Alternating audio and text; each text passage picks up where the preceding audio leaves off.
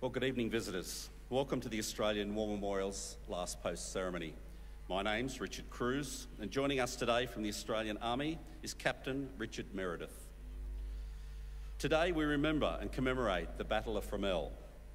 102 years ago today, Major Geoffrey Gordon McRae of Hawthorn, Victoria, wrote his last letter home before leading the 60th Battalion in the assault at Fromelles. Today, I lead my battalion in an assault on the German lines, and I pray God that I may come through all right and bring honour to our name.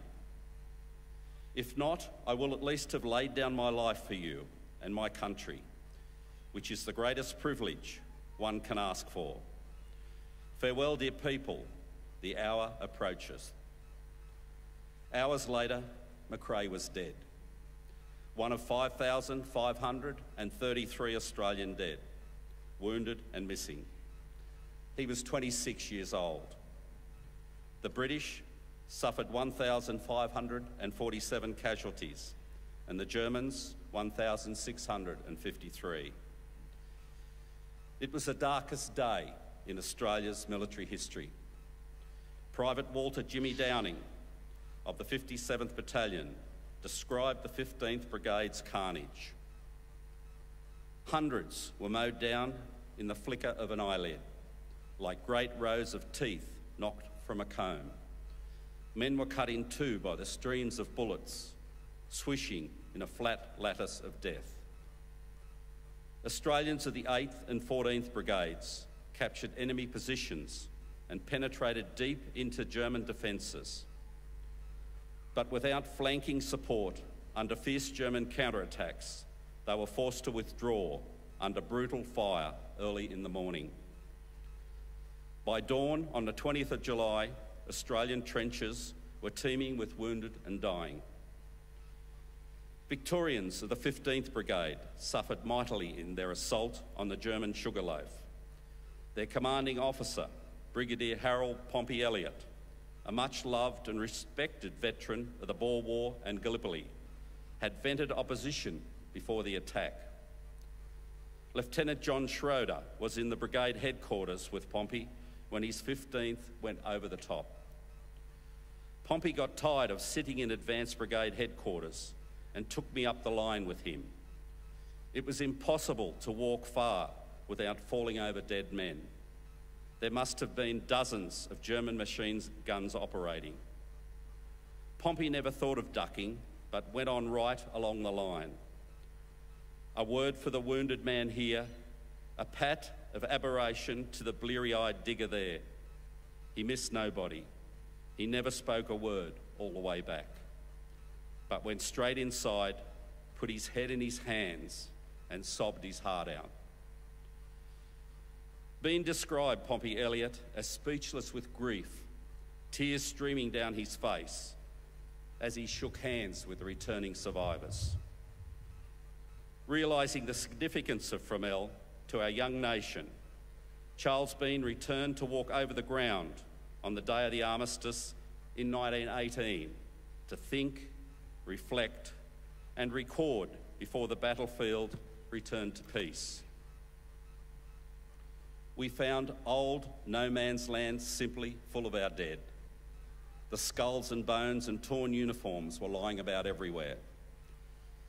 He describes Fromelles as one of the bravest and most hopeless assaults ever undertaken by the AIF. On that site today, at VC Corner, is the only Australian cemetery without headstones and epitaphs. A stone wall sits in the middle of the former no man's land, inscribed with the names of 1,299 Australians with no known grave. Two mass graves nearby contain the remains of 410 unidentified Australians, casualties of muddled planning and reckless decision-making. This evening, we're honoured to acknowledge Major General Justin Elwood, Deputy Chief of Army, representing the Australian Army. We welcome the veterans who have served, those that are still serving, and the families that love and support them. We acknowledge the members of RSL and Services Clubs Association, RSL Victoria and RSL Queensland, who are watching the broadcast of this ceremony across Australia. During this evening's ceremony, wreaths will be laid at the base of the Pool of Reflection by visitors and students on behalf of the following schools. From Queensland, Mount Isa School of the Air, St Augustine's Primary School, and William Duncan State School, Nerang. I invite you all to please stand and join in singing the National Anthem.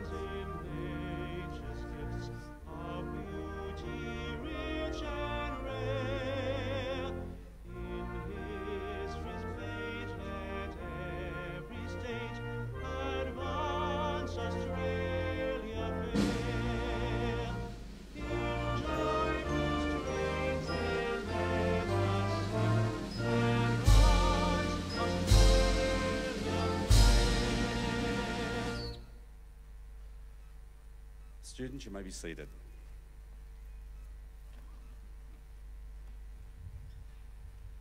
The Australian War Memorial was the vision of Charles Bean, Australia's First World War official historian.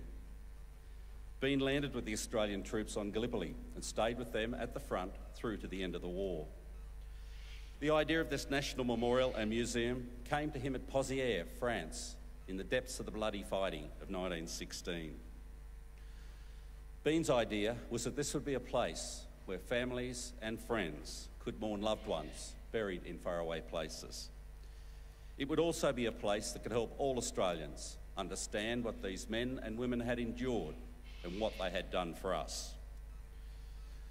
Bean's vision, to which we remain true, is best expressed as inscribed in the entrance to the memorial's galleries. Here is their spirit, in the heart of the land they loved, and here we guard the record which they themselves made. Tonight we'll read the story behind just one of those on the Roll of Honour, which lists the names of more than 102,000 men and women who have given their lives for us in war and operations over more than a century. But first we present a lament, Flowers of the Forest. Wreaths and floral tributes will now be laid at the base of the Pool of Reflection.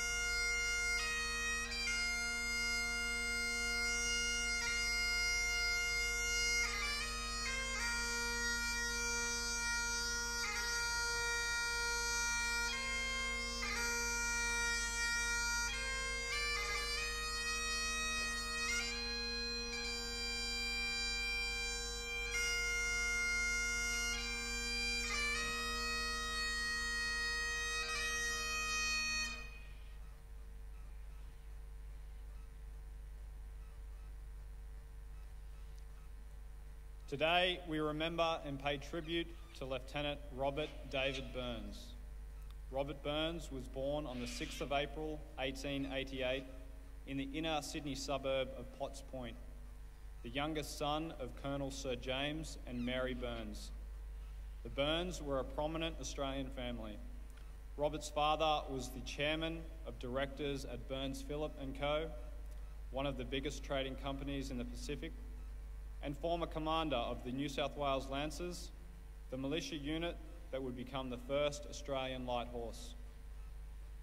With the advent of the Great War, prior to enlistment, Burns worked as a station manager at Gowan Bray, Parramatta.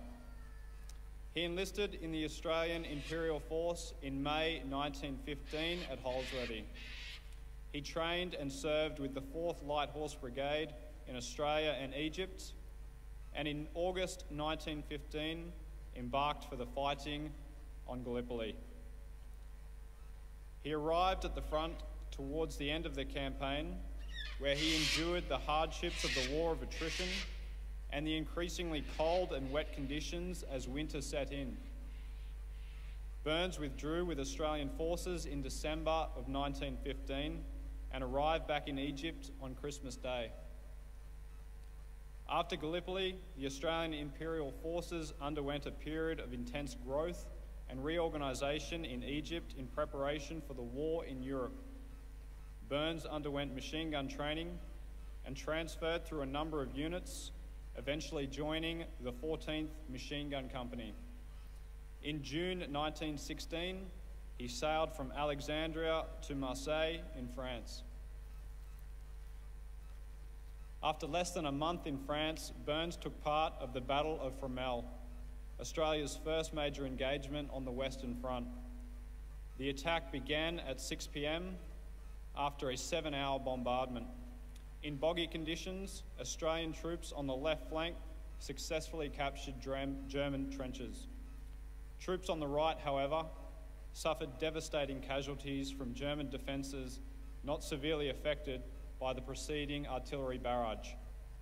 The remaining Australian forces were now threatened by an exposed flank and endured German counterattacks, one at dusk and another at 1 a.m. In the nighttime and morning fighting, Australian troops were forced to retire across no man's land. The battle cost over 5,500 Australian dead, wounded, missing, and taken prisoner. Burns advanced into no man's land with the 4th wave of infantry attacks. He took part in the nighttime battle and was seen alive on the morning of the 20th, slightly wounded but still fighting. In the chaos of the fight, Burns was ordered to withdraw, but opted to fight on and assist other machine gun teams. After becoming surrounded, he destroyed his machine gun to ensure it did not fall into German hands and attempted to lead his team back to the Australian lines. He was never seen again. He was 28 years old. Due to their chaotic and confused nature of the fighting, Burns was originally pronounced missing in action. However, in March 1917, his family received confirmation that he had been killed when James Burns received his son's identity disc through the Red Cross. Burns's father devoted a great deal of energy to find out the details of his son's fate. His search, however, was unsuccessful, and Burns's name was listed on the Australian National Memorial at Villers-Bretonneux, along with nearly 11,000 Australian soldiers who have no known grave. In 2008, Australian researchers located a mass grave containing the remains of 250 British and Australian soldiers near the Fromelles battleground. Burns's body was able to be identified, and he finally found a resting place in the new Fromelles Cemetery, which officially opened in 2010. His father's long search for his son finally ended, and his grave now reads, "Remembered with pride." Lieutenant Robert David Burns is listed on the honour roll on my right, among more than 60,000 Australians who died while serving in the First World War. His photograph is displayed today beside the pool of reflection. This is but one of many stories of service and sacrifice told here in the Australian War Memorial. We now remember Lieutenant Robert David Burns, who gave his life for us, for our freedoms, and in the hope of a better world.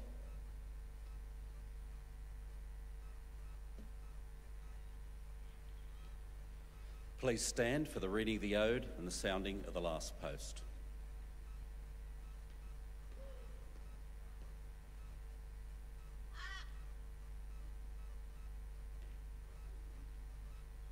They shall grow not old, as we that are left grow old. Age shall not weary them, nor the years condemn. At the going down of the sun, and in the morning, we will remember them. We will remember them.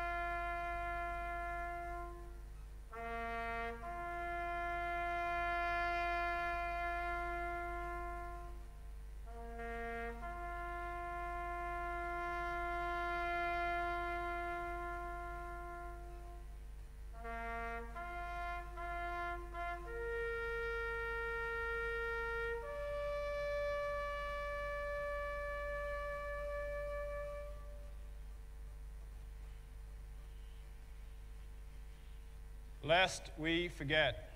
Lest we forget.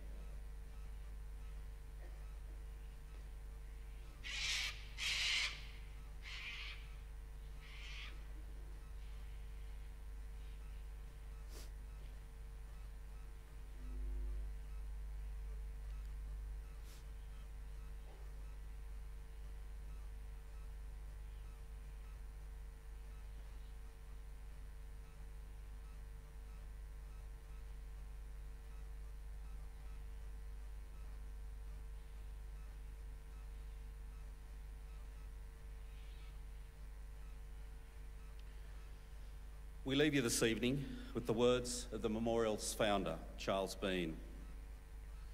Many a man lying out there at Pozières or in the low scrub at Gallipoli, with his poor, tired senses barely working through the fever of his brain, has thought in his last moments, well, it's over. But in Australia, they will be proud of this. Ladies and gentlemen, girls and boys, that concludes this evening's last post ceremony. We thank you for visiting the Australian War Memorial and wish you all a very good evening. Thank you.